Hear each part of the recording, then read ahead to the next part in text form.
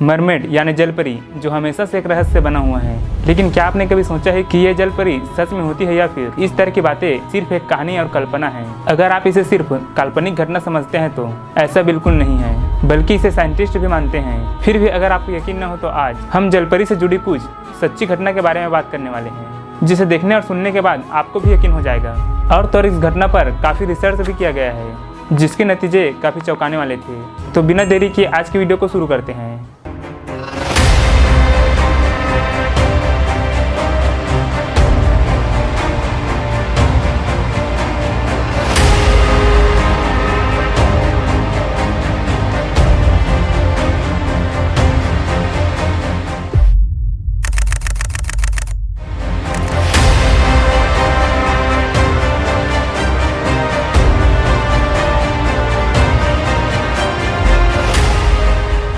तो सबसे पहले आपके लिए यह जानना जरूरी है कि जलपरी आखिर है क्या। जलपरी एक काल्पनिक जलीय जीव है जिसका सिर एवं धड़ औरत का होता है और निचले भाग पर पैरों की जगह मछली की दुम होती है। वैसे तो यह जलपरी ज्यादातर कई कहानी फिल्मों और दंत कथा में पाई जाती है। वही जलपरी शब्द मर और मेड दो शब्दों से मिलकर बना है, जिसे अंग्रेजी में मरमेड कहते हैं। वैसे यह फ्रेंच शब्द है जिसका मतलब होता है मर यानी सागर और मेड जिसका अर्थ है स्त्री या फिर युवा लड़की।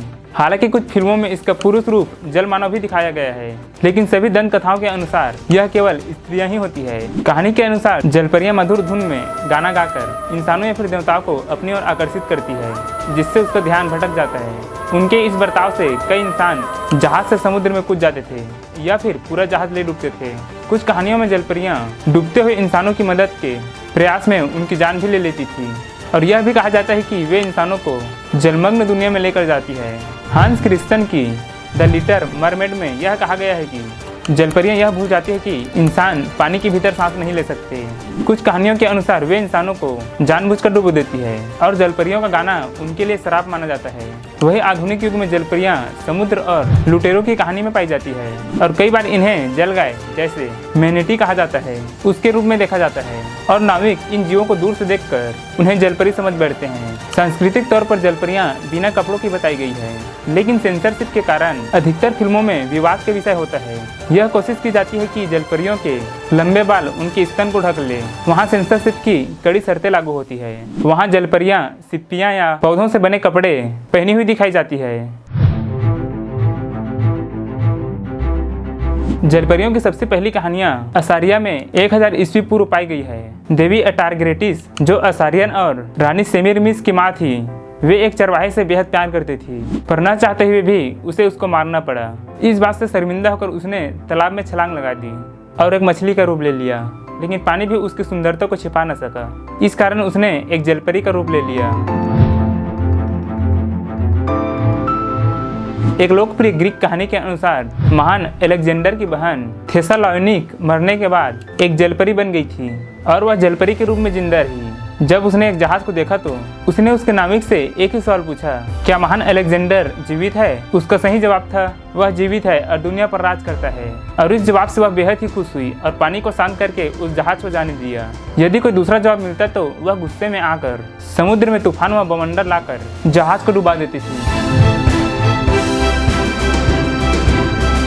क्रिस्टोफर कोलंबस, जिन्होंने 1493 में डोमिनिक रिपब्लिकन के करीब से समुद्र में यात्रा करते समय 3 जलपरियों को देखने का दावा किया था।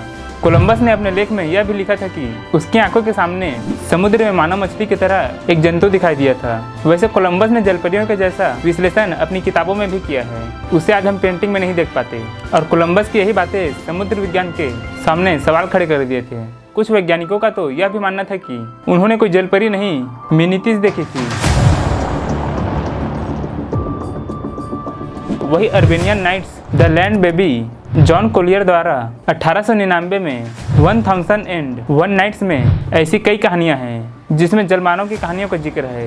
अन्य कहानियों के विपरीत ये इंसानों से मिलते जुलते हैं, साथ ही पानी में रहने और सांस लेने की काबिलियत रखते हैं। वे इंसानों के साथ संभोग भी करते हैं और ऐसे मिलन से जन्मे बच्चे भी पानी में रहने की काबिलियत के साथ पैदा होते हैं।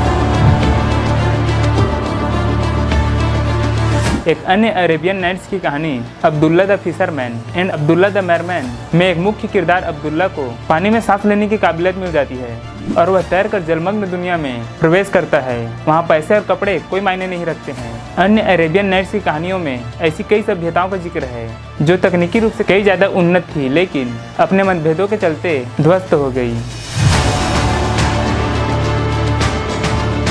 पुरानी चीनी कहानियों में जलपरियां एक खास तरह की जीव थी जिसके आंसू मोती में बदल जाते थे। इस कारण के चलते मछुआरे उन्हें पकड़ने का निरंतर प्रयास करते थे, परंतु जलपरियां उन्हें अपने गानों से पानी की गहराइयों में खींच लेती थी।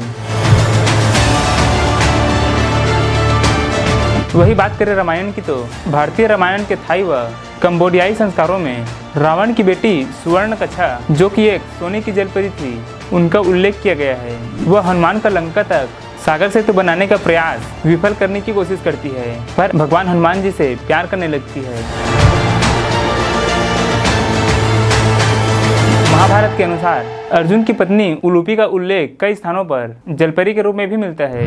कहा जाता है कि वह एक नाग कन्या थी जो पानी में रहती थी। उसके अलावा भगवान विष्णु के मत्स्य अवतार का भी उल्लेख मिलता है, जिसका शरीर का ऊपरी हिस्सा मानव का था और निचला हिस्सा मछली की तरह था। ये तो हो गई इतिहास और ग्रंथों की बात, लेकिन सवाल ये आता है कि क्या अभी तक किसी ने जलपरी देखा या फिर नहीं? तो जलपरियों को देखे जाने के दावे कई बार किए गए हैं, जो जावा से लेकर ब्रिटिश कोलंबिया तक शामिल हैं। 2 कनेडियाई घटनाएं जो वैंकूवर और विक्टोरिया के नज़दीकी इलाकों में हुई थी। और जैसा कि हम जानते हैं कि पाषाण काल में ही मानव ने गुफा चित्रण करना शुरू कर दिया था, जो आज भी हम पूरी दुनिया के हर कोने में देख सकते हैं। मिस्र के प्राचीन गुफाओं में कई सारे ऐसे चित्र मिले हैं जिसमें इंसान जलपरी का शिकार करते हैं, क्योंकि उस समय मानव के पास लिखने पढ़ने के गुण नहीं थे, इसलिए उन्हें अपने अंदर के भाव प्रकट करने के लिए चित्रकला का सहारा लिया था। चित्रकला को समझने वालों का मानना है कि शिकार ही वह कारण था जिसकी वजह से जलपरियां इंसानों से छुप कर रहती थी, जो आज भी जलपरियों के होने के वजूद को सिद्ध करता है।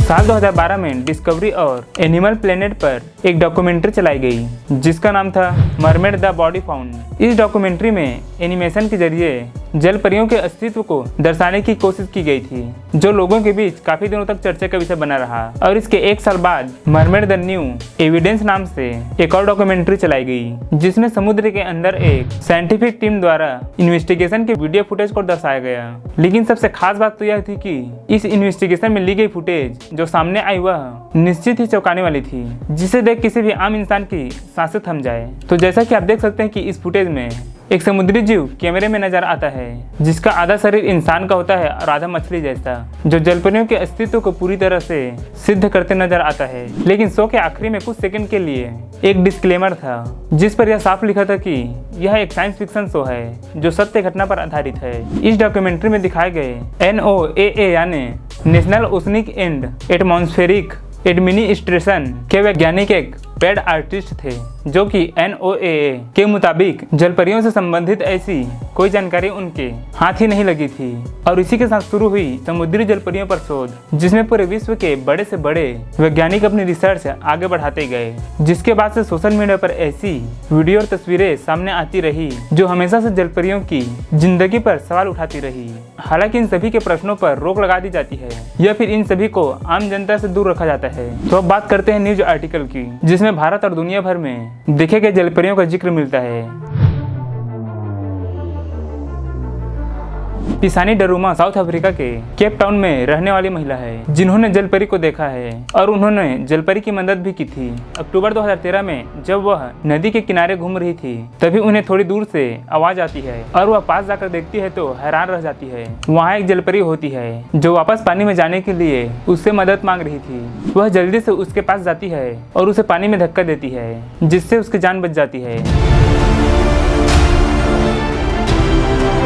मिनेसोटा में 7 दिसंबर 2017 को जब एक ऑस्ट्रेलियन व्यक्ति समुद्र के किनारे पर घूम रहा था, तभी वह एक अजीब सी घटना होते हुए देखता है।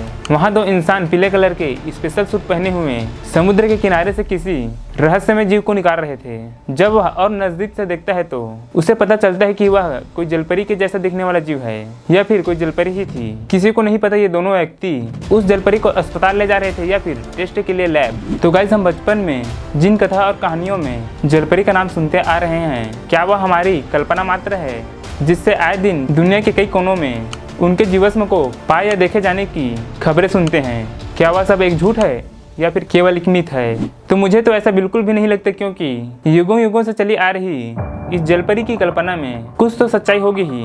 वैसे आपको क्या लगता है, जलपरी जैसा कोई जीव होता है या फिर नहीं? कमेंट जरूर करना। बाकी इस वीडियो से कुछ नया जानने और सीखने को मिला तो शेयर जरूर करिएगा। बाकी मिथ, भ्रम, अंधविश्वास, भूत प्रेत, भगवान, इन सब के बारे में वीडियो देखना पसंद है तो सब्सक्राइब करना बिल्कुल न भूलें। जय हिंद।